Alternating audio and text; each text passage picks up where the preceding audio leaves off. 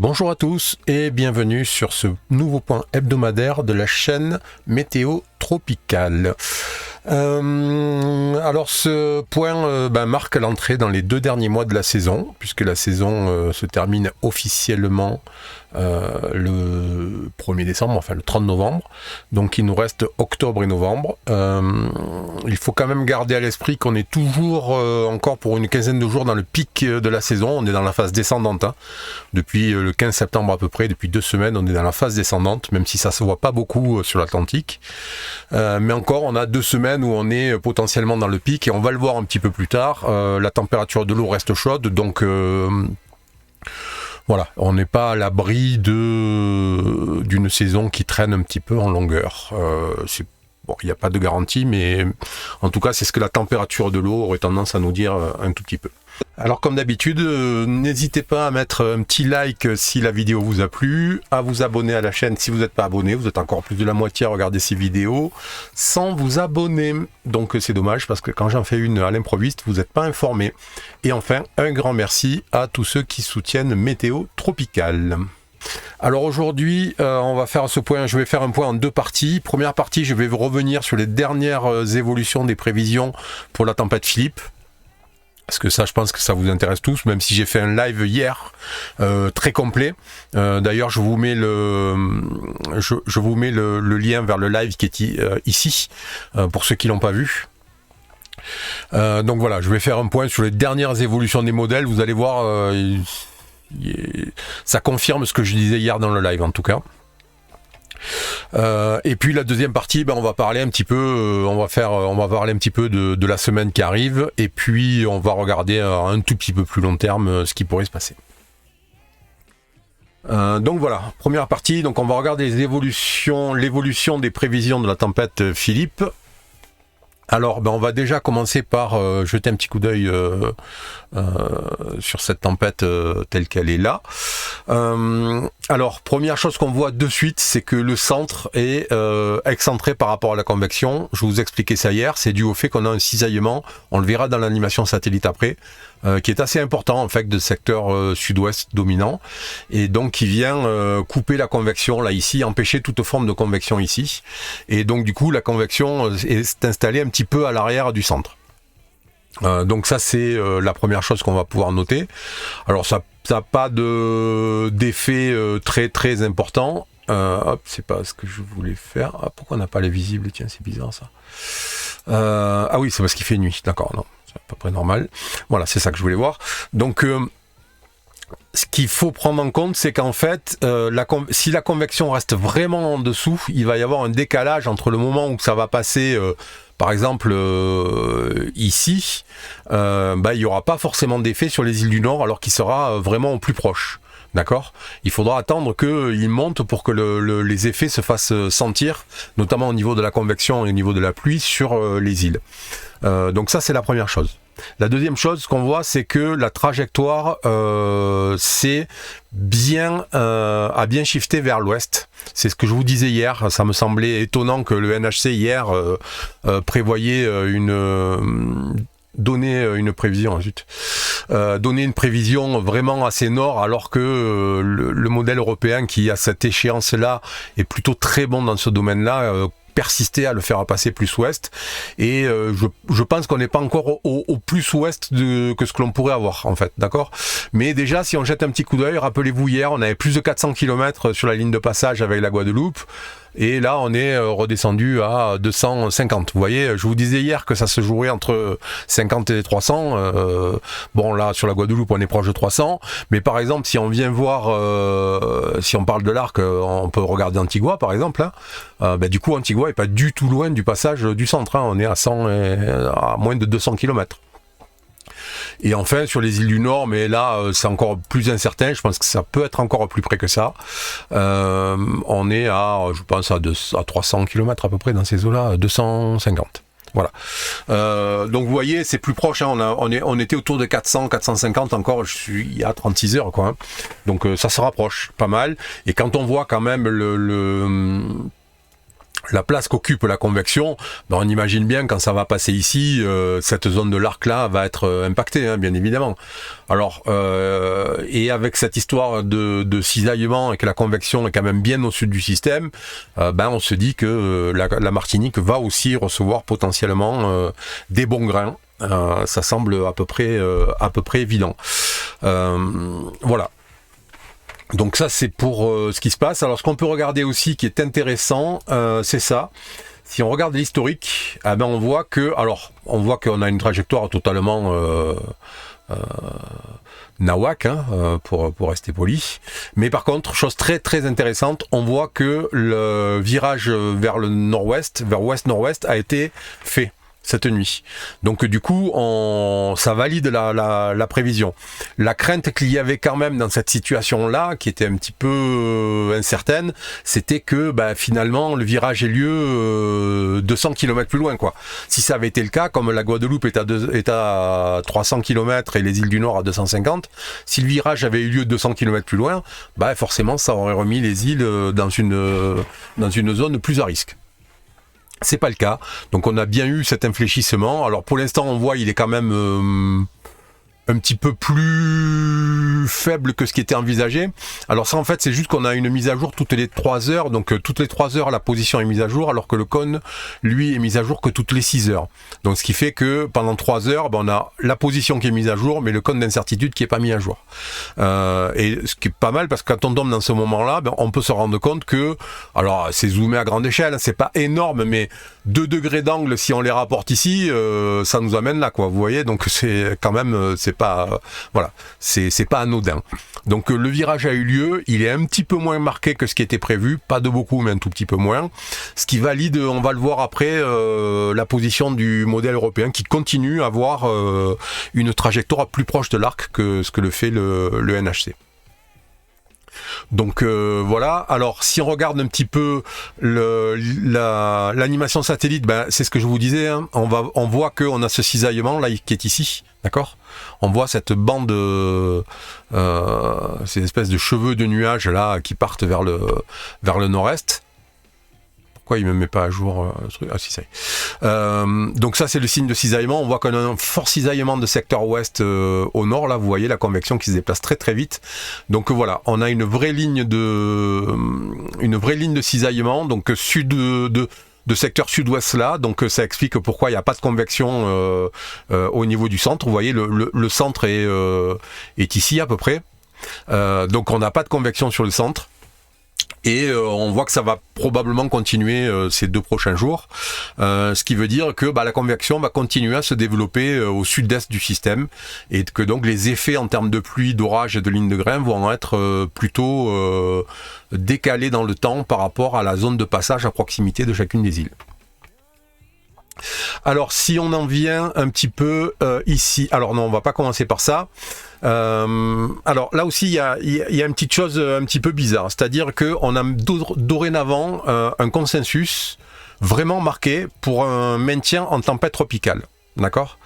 Et si je reviens ici et qu'on regarde là, on se rend compte que le NHC lui prévoit un passage en ouragan. Donc encore une fois, on a quand même l'impression que le NHC est un petit peu décalé par rapport au consensus des modèles. Ça fait déjà 2-3 fois là qu'on a sur des prévisions, on voit que en fait, habituellement, le NHC a une forte capacité à anticiper les situations. C'est vraiment ce qui fait son point fort. C'est-à-dire que le NHC, en ayant une vision multimodèle des choses, contrairement, j'en parlais hier à Météo France par exemple, qui est très attaché à ses propres modèles, le NHC avec cette utilisation, d'abord il faut savoir que le NHC Lannoy, ils ont 7-8 modèles à disposition, d'accord, il y a le GFS, il y a le HWRF, il y a le CHIP, enfin bon, ils ont une multitude de modèles qui sont adaptés à différentes situations, donc c'est sûr qu'ils ont plus de moyens, infiniment plus de moyens, mais quand même ils ont cette faculté, par exemple, de beaucoup de se servir du modèle européen, aussi de l'intégrer. Ils se servent même des modèles de Météo France, puisque ça j'en avais discuté avec un prévisionniste. Donc En fait, cette faculté qu'a le NHC à intégrer toutes les données auxquelles ils ont accès. Ils ont aussi une myriade de satellites avec des capteurs multiples et variés qui travaillent dans vraiment tous les types de fréquences. Donc en fait, ils ont cette capacité d'intégrer toutes ces données et donc d'anticiper un petit peu mieux la plupart du temps, en tout cas au niveau cyclonique, puisque c'est quand même le boulot du NHC, d'anticiper de manière assez importante les évolutions. Et là, sur ce système-là, on a l'impression qu'ils ont toujours eu un coup de retard, en fait. Ils ont toujours été à la traîne des modèles, notamment du modèle européen. Ils ont toujours, voilà, là on a un consensus qui nous dit que un consensus sur les modèles comme quoi il n'y aura pas de renforcement au-delà du stade de tempête. Ben, le NHC continue à montrer un renforcement en ouragan. Alors c'est pas énorme, c'est pas d'une importance capitale, mais ça note quand même qu'ils ont été en souffrance pour ce système-là. Clairement, ce système les a contrariés, ils ont eu du mal, et puis voilà, il y a de l'activité, il y avait 2 systèmes à gérer en parallèle, donc voilà, ils se sont beaucoup appuyés sur les relevés des hunters, mais les relevés des hunters, ils ont des limites, ce sont des relevés à un instant T, il n'y a pas le dynamisme de la genèse dans le relevé du hunter, le relevé du hunter valide presque, j'aurais tendance à dire, le passé, le présent en tout cas, mais un petit peu le passé aussi, mais il dit pas grand chose sur le futur en fait, et donc du coup on sent qu'il y a eu là vraiment quelque chose d'un peu particulier. À noter aussi quand même là-dessus, si on considère que ce point c'est 3 heures et qu'on avait une prévision à 6 heures, on se rend compte qu'il est un petit peu plus rapide en déplacement que ce qui était prévu. Donc il est un petit peu shifté vers le sud et un tout petit peu plus rapide que prévu. Alors, donc on va revenir à ça. Donc voilà, prévision de consensus. Alors, on a le HWRF qui a toujours tendance à surréagir à ces systèmes-là. Donc on n'en tient pas très très compte. Et puis ça c'est un modèle un petit peu en version bêta. Qui n'est pas pertinent encore, il le sera probablement dans les prochaines années, mais pour l'instant on ne l'est pas complètement. On voit sinon à côté de ça, que ce soit le chip, que ce soit l'icône, que ce soit enfin voilà, les modèles du NHC en général de tracking sont tous pour un maintien en tempête, ce qui me fait ne pas comprendre la position du NHC, qui l'aura passé à 72 heures en ouragan. 72 heures c'est là, le consensus c'est pas du tout là quoi. Alors soit ils se servent vraiment de leur modèle, ils estiment qu'il est très bon, c'est ces 2 modèles à eux ça, c'est 2 modèles du NHC, et donc ils mettent tout, ils font all-in sur ces 2 modèles là, et en effet 72 heures on aurait un passage en catégorie 1, mais quand même, enfin le gros de la troupe est pas tout à fait d'accord avec ça. Alors, qui dit renforcement plus faible, évidemment, dit trajectoire un peu plus ouest. Je vous l'explique systématiquement dans quasiment toutes les vidéos. C'est un problème de physique et de mécanique des fluides. Moins un système est puissant, moins il peut lutter contre les hautes pressions au nord, et plus il va avoir tendance à longer la dorsale anticyclonique. Donc voilà, on voit le consensus des modèles de tracking qui encore hier matin était très nord, avec je vous montrais hier, il y avait quelques modèles qui commençaient à anticiper un passage plus près de l'arc, mais en fait ils y sont tous passés, et on a encore quelques modèles qui restent un tout petit peu plus près de l'arc que le consensus des autres. La tendance quand même depuis 2 jours à aller vers un passage plus ouest, c'est la raison pour laquelle je vous ai fait une vidéo sur le sujet hier pour vous dire attention, ne prenez pas pour argent comptant le cône d'incertitude et la trajectoire du NHC.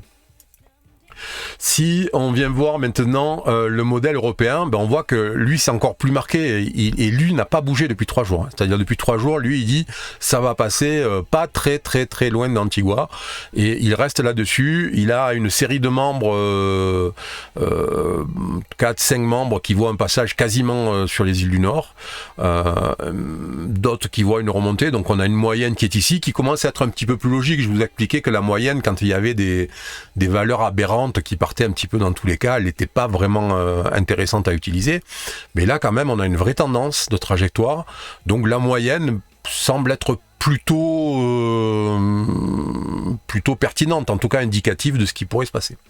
Donc voilà, le modèle européen depuis 3-4 jours, franchement il est très bon. Il avait anticipé la redescente, il avait anticipé un passage plus ouest, alors que le GFS était absolument sur un renforcement très fort et une remontée plein nord. Et on va voir que le GFS, même s'il reste moins à l'ouest que le modèle européen, en tout cas sa trajectoire elle a changé nettement depuis 2 jours, puisqu'il y a 2 jours et même hier, on voyait tous les membres étaient là, ils étaient tous ici, et là on voit que hop, il remonte là, puis il repart encore un petit peu plus vers l'ouest, vous voyez. Donc finalement on a un vrai consensus qui est en train de se former pour un passage plus près de l'arc que ce qui était prévu. Et qui correspond en effet encore une fois à ce que je vous disais hier dans le live. Voilà, bon, on a fait un petit peu le tour, donc on va finir avec ça. On voit encore une fois que si on regarde la carte de chaleur, la heatmap, on voit bien que les îles du Nord sont encore dans une zone verte à jaune, et si on vient se ramener là, verte à jaune, c'est 40 à 60%, quoi. C'est pas aussi... Là, c'est l'ensemble multimodèle, c'est-à-dire ça prend le modèle européen, le GFS, le modèle canadien et le modèle anglais. On voit quand même que sur la heatmap, on est dans une zone à 50% quasiment. Donc c'est pas encore totalement c'est pas encore dit que ça va passer à 250 km, donc je maintiens ma position que j'avais hier. Pour l'instant, potentiellement on va dire la trajectoire est peut-être encore un petit peu ouest du NHC. La trajectoire du NHC elle est par là à peu près, donc on voit elle est quand même encore à l'est de l'ensemble du super ensemble. Il est pas dit que dans les 2 prochains bulletins, on ait encore un petit shift vers l'ouest. Alors, qu'est-ce que ça veut dire, ça, en fait? Parce qu'on va terminer là-dessus avec concernant Philippe. Donc, je vais vous l'expliquer. Ça veut dire d'abord que le fait du cisaillement et qu'on ait notre convection qui est très au sud, on va avoir un décalage, c'est-à-dire que le système, quand il va être au large de la Guadeloupe, c'est-à-dire il est quasiment maintenant, on voit, il n'y a rien qui est touché, et la Guadeloupe, la Martinique va commencer à être touchée quand il va être au large des îles du Nord à peu près. Et la Guadeloupe va être touchée quand il va être un petit peu plus haut que les îles du Nord, et les îles du Nord vont être touchées quand il sera encore plus haut. Donc voilà, c'est pas le moment où il sera le plus proche que, en termes de mauvais temps, en tout cas de grains et de pluie, il y aura un décalage. Ça, c'est la première chose. La deuxième chose, c'est comme il va passer... Alors, ne me posez pas des questions. J'ai eu hier des questions dans les commentaires de la vidéo. Je suis sur le sud de la Martinique. Vous comprenez bien que je ne vais pas pouvoir vous faire... D'abord, je ne fais pas de prévision. Et qu'ensuite, je ne vais pas pouvoir vous dire localité par localité ce qui va se passer. Il me faudrait des vidéos de 5 heures et déjà, je les trouve très longues. Donc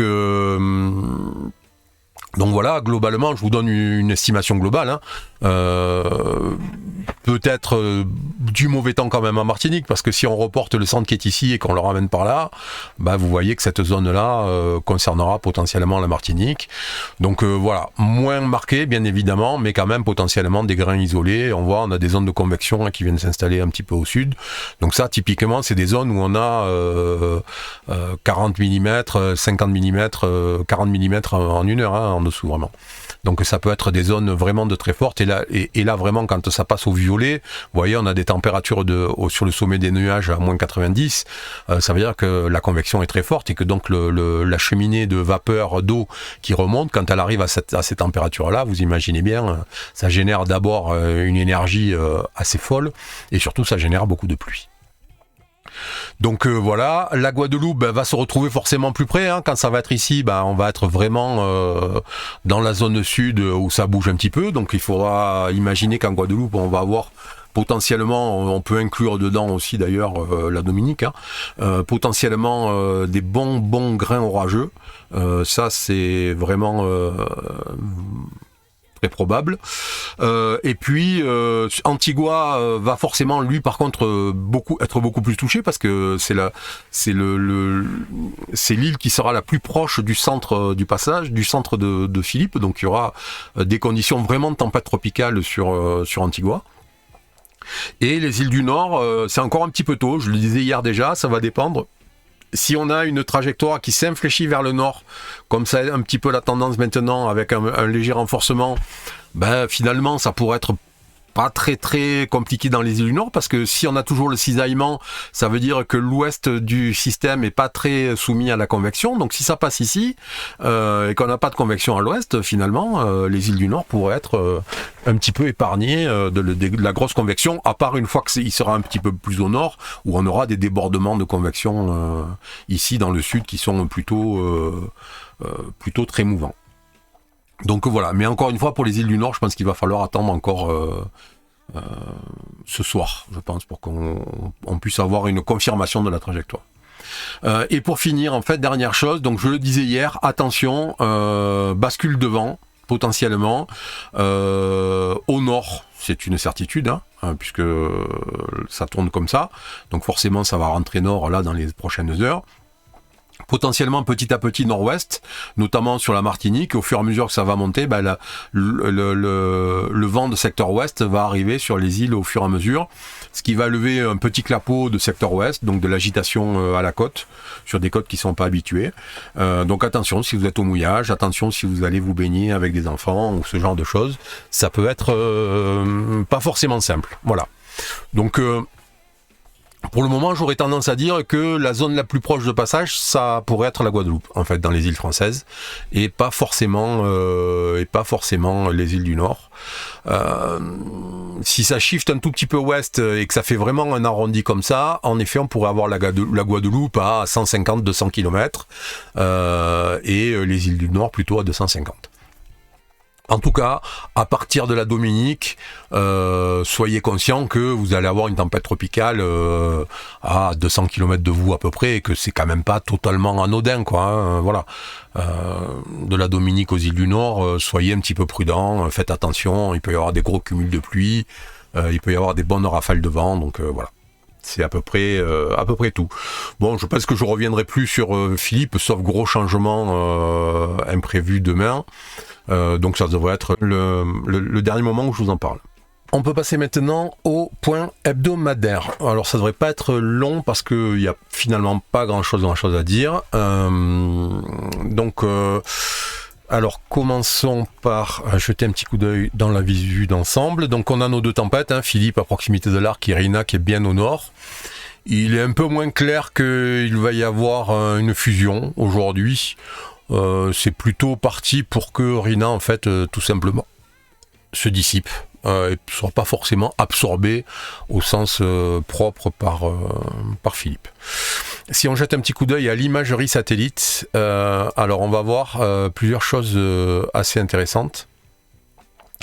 La première, c'est qu'on a beaucoup d'activités ici nuageuses. C'est tout simplement que le flux ici de cisaillement d'altitude ramène un petit peu de convection d'altitude là dans la zone à l'arrière des deux tempêtes.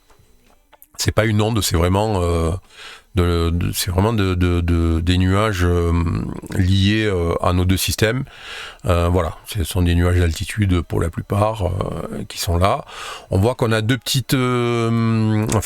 on a deux masses nuageuses qui sont en train de sortir d'Afrique, et que derrière, même s'il y a des petits points de convection, ça semble quand même vouloir se calmer un tout petit peu en Afrique. La mousson semble quand même doucement mais sûrement s'adoucir. C'est une bonne nouvelle, mais vous allez voir que c'est pas la seule. On a plein d'autres bonnes nouvelles pour les prochaines semaines. Donc voilà, si on le regarde animé, on voit bien, vous voyez le cisaillement qui fait venir toute cette zone là, vous voyez cette zone qui se déplace là, qui amène de l'instabilité en altitude, et donc qui génère de la convection un petit peu partout à l'arrière. C'est ce qu'on appelle de la traîne. Donc il n'y a pas de... Il n'y a rien de particulier là-dessus, ça va continuer, ça va bouger en même temps que la tempête. Donc on peut estimer que derrière, il n'y a pas énormément de trucs qui peuvent concerner l'arc dans la semaine, et qu'une fois que Philippe sera bien au nord, on devrait avoir normalement un petit peu de calme, peut-être un petit retour des alizés. Mais c'est pas sûr parce que Philippe va encore venir embêter l'anticyclone au nord, et du coup, qui dit un anticyclone repoussé vers le nord, dit toujours un petit peu moins d'alizés. Il faudra attendre probablement un petit peu plus avant que les alizés se réinstallent.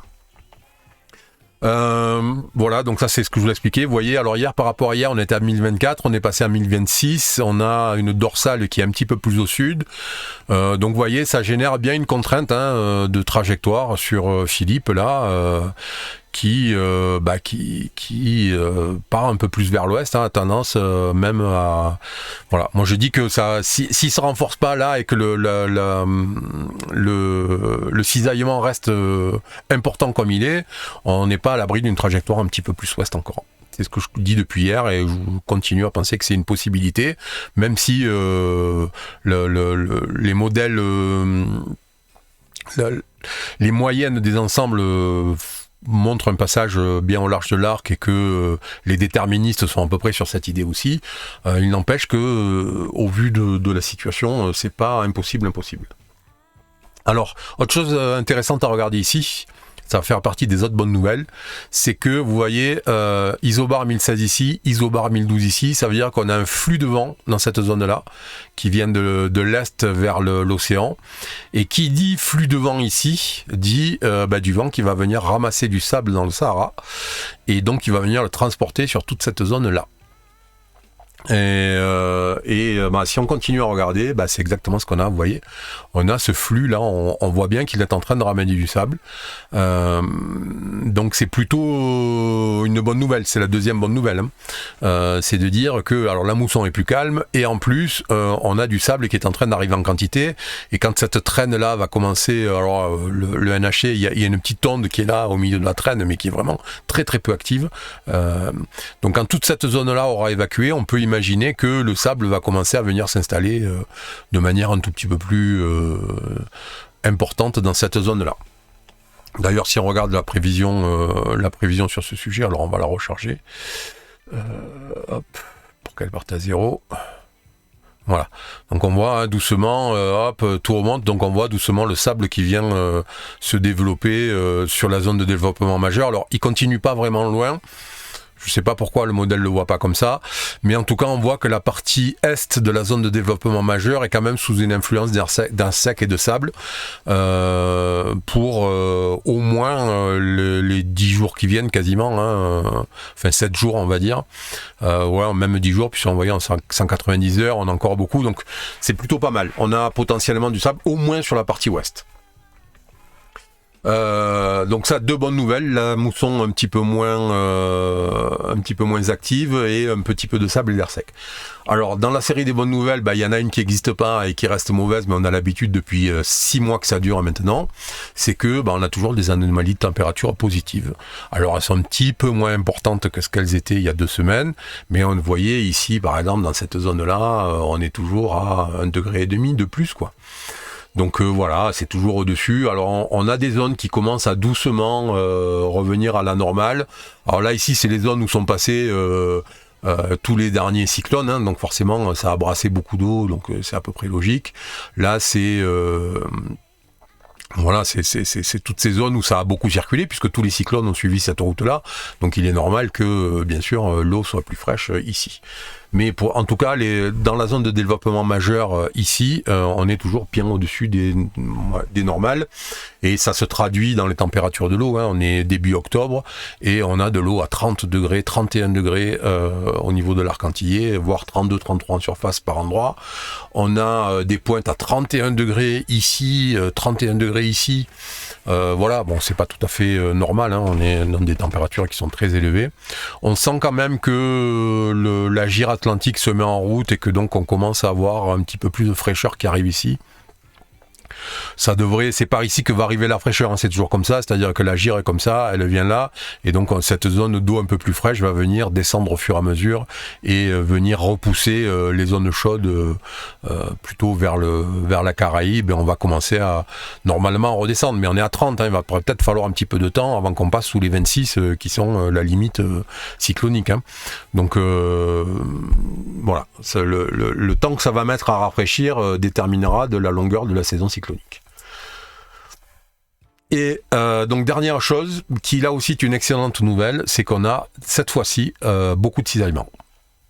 On le voit, hein, là c'est 0 heure. On a à l'arrière de Philippe, là on a vraiment une zone de cisaillement très très forte, alors qu'il vient d'un flux d'altitude ici, d'une oscillation d'altitude ici, et qui est alimenté par l'outflow et par la divergence de Philippe. Et donc du coup, là derrière, vous voyez au niveau du large de l'Afrique, on a un cisaillement qui est extrêmement violent, on est au-delà de 50 nœuds. Donc là-dedans, rien ne peut sortir. Hein. Si on considère qu'en plus il y a du sable et que la mousson n'est pas très active, on peut espérer que, regardez, et puis si on continue, vous voyez, ça continue quoi, hein, c'est pas 132 heures, alors ça se calme un tout petit peu à partir de 180 heures, mais en tout cas pour cette semaine, si cette prévision de cisaillement s'avère être exacte, on pourrait se retrouver en situation où on a du cisaillement, on a du sable et de l'air sec, on a une mousson pas très active. On peut espérer que pour les 7 à 10 jours qui viennent, on n'ait pas grand-chose qui pourrait venir se renforcer ici, comme ça. Alors, juste un petit truc, donc voilà, ça c'est pour les bonnes nouvelles. Je reviens un petit peu à la question de la température ici, parce que ça fait déjà 2-3 semaines que j'attire votre attention dessus. Cet axe-là, en cette période-là, dans cette période-là, on est dans la période où normalement l'eau rafraîchit plutôt pas mal ici et que donc on a l'anticyclone est plutôt bas et donc historiquement, statistiquement, on a des ondes qui traversent autour de 10-12 nord, qui trouvent pas des conditions très très fortes parce que l'eau est un petit peu fraîche, que de toute façon sur 10 nord ça se renforce pas parce que l'effet Coriolis c'est quasiment pas présent et qu'on est dans la zone d'instabilité de la ZIC et qu'il s'y passe pas grand chose en termes de pression. Et donc, dans cette période-là, on a des ondes qui arrivent ici autour de 50 nord à peu près, et qui trouvent des conditions bien plus favorables en remontant un tout petit peu, puisque la plupart du temps, les lignes d'isobars de l'anticyclone font ça à peu près, hein, dans cette zone-là. Et donc, remontent doucement et trouvent des conditions bien plus favorables, avec de l'eau beaucoup plus chaude, souvent un petit peu moins de sable et d'air sec, parce que cette zone-là est quand même moins soumise à la présence de sable et d'air sec que celle-ci. Et puis, comme on est très sud, le cisaillement, la plupart du temps, on l'a vu, il est plutôt dans cette zone-là, quoi. Hein. Quand on n'a pas le fort cisaillement d'El Niño, on va voir un petit peu plus tard, le cisaillement, il a plutôt tendance à faire ça. Donc souvent, on a une zone ici, là, qui est une zone un peu pénible parce que une onde qui aurait traversé ici se retrouve avec des conditions très favorables à son renforcement. Et c'est ce qui génère ce qu'on appelle les cyclones de type barbadien. Ce sont des systèmes qui se renforcent non pas dans la zone de développement majeur ici, que l'on appelle les capverdiens, mais plutôt dans cette zone-là, qui est une zone à risque de renforcement importante, notamment en fin de saison, dans la deuxième partie de la saison. Et donc, voilà, vous voyez cette ligne d'eau chaude là, il faut y faire très attention parce que n'importe quelle onde qui sort d'ici, d'Afrique, qui circule autour de 10-12 nord, qui a aucune condition, on la laisse, on dit bon, elle nous emmerdera pas et tout. Remember Gonzalo, hein, c'est exactement ce qui est arrivé avec lui. Donc voilà, j'attire toujours votre attention sur ce problème-là. On a une semaine, 10 jours qui devrait s'avérer à peu près tranquille dans cette zone-là, on le voit. Hein. Le cisaillement est ici, le sable est ici, mais ici on n'a pas grand-chose, d'accord ? Donc bon, à surveiller quand même. Si quelque chose devait arriver ces 10 prochains jours, ces 2 prochaines semaines, il y a de fortes chances que ça arrive d'ici. Voilà, et pour terminer, on va juste jeter un petit coup d'œil sur la prévision sur El Niño, sur la situation d'El Niño. On voit que ça s'est stabilisé, hein. On a une lente ascension depuis juin pour arriver à un pic autour de mi-août à peu près, deuxième quinzaine d'août, et puis depuis c'est stabilisé, on a une espèce de plafond en fait qu'on n'arrive plus à dépasser. On n'arrive pas à dépasser 1,25 en fait, on est resté planté là. J'aurais tendance à penser que c'est un plafond pour El Niño de cette saison qui montera pas plus, donc ça a remis en cause encore une fois toutes les prévisions alarmistes de tout le monde, de certains modèles dynamiques. Attention, on va avoir un El Niño à 2 voire 2,5 degrés, il a jamais passé 1,25, donc encore une fois on n'est pas très très fort pour la prévision d'El Niño, mais ça c'est pas une nouveauté.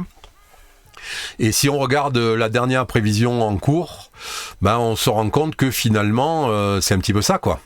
Alors les modèles dynamiques qui sont toujours un peu excessifs concernant El Niño voient encore 2 mois de montée, ça fait 4 mois qu'il vous prévoit que ça monte et que ça monte, que ça reste là. Il y a 4 mois déjà, il prévoyait qu'au bout de 2 mois, ça sera à 2 degrés. Voilà. Et les deux lignes qu'on peut suivre, c'est le consensus des modèles statistiques, donc qui est en vert, et le CPC, qui est le Climate Prediction Center de la NOAA, qui habituellement sont plutôt pas mal pour la prévision, et on voit qu'eux aussi sont plutôt sur cette logique d'un plafond, là, d'un pic, et que donc on aurait un affaiblissement très net d'El Niño derrière. Ça, par contre, on a une vraie tendance pour un affaiblissement très net à compter du mois de décembre. Alors, c'est une bonne nouvelle pour l'ensemble de la planète, parce que El Niño, c'est pas bon du tout. C'est une mauvaise nouvelle pour l'arc antillais, parce que ça pourrait dire qu'on pourrait se retrouver avec une saison prochaine en situation neutre, à minima, et neutre positive, peut-être neutre négative, et si ça descend un petit peu plus bas, peut-être même repasser en épisode de La Niña dès la saison prochaine. Autant vous dire qu'un épisode de La Niña avec une température de l'eau telle qu'on l'a vécu cette année, il va falloir que j'arrête de voyager pendant quelques mois, parce que je vais faire des lives tous les jours. Donc j'espère pas que ça sera ça. Mais oui, c'est clairement ça, c'est vraiment à très long terme, à plusieurs mois, c'est la mauvaise nouvelle. La baisse d'El Niño, on a espéré pendant un moment qu'il allait tenir jusqu'au mois de juin de l'année prochaine, et que donc le temps qu'il repasse en phase neutre et tout, ça serait pas mal. La décrue risque d'être un petit peu plus rapide que prévu. Donc voilà, ça c'est pas tout à fait une bonne nouvelle pour la saison prochaine, mais on a encore le temps d'y revenir et de regarder ça un petit peu plus tard. Donc voilà, écoutez, ça n'est fini pour ce point hebdomadaire. Donc si ça vous a plu, si ces vidéos vous plaisent, n'hésitez pas, vous likez. Si vous n'êtes pas abonné, abonnez-vous. Vous êtes toujours pas loin de la moitié à regarder les vidéos, à pas être abonné. Donc quand je fais des vidéos imprévues, vous n'êtes pas au courant. Merci à tous ceux qui soutiennent le site, soit en s'abonnant à la zone privée, soit le soutiennent. Bon, écoutez, je vous souhaite une bonne semaine. S'il se passe rien, rendez-vous dimanche prochain pour le prochain point hebdomadaire. Si jamais on a un petit problème avec Philippe, là, d'ici demain, je referai une petite vidéo rapide. Et de toute façon, je vous ferai des updates fréquents sur Twitter. Donc, si vous ne me suivez pas sur Twitter, allez-y, parce que c'est là quand même que je communique de manière plus fréquente. Voilà. Bonne semaine, bon dimanche à tous, bonne semaine, et puis écoutez, on se retrouve normalement la semaine prochaine à la même heure. Salut, ciao.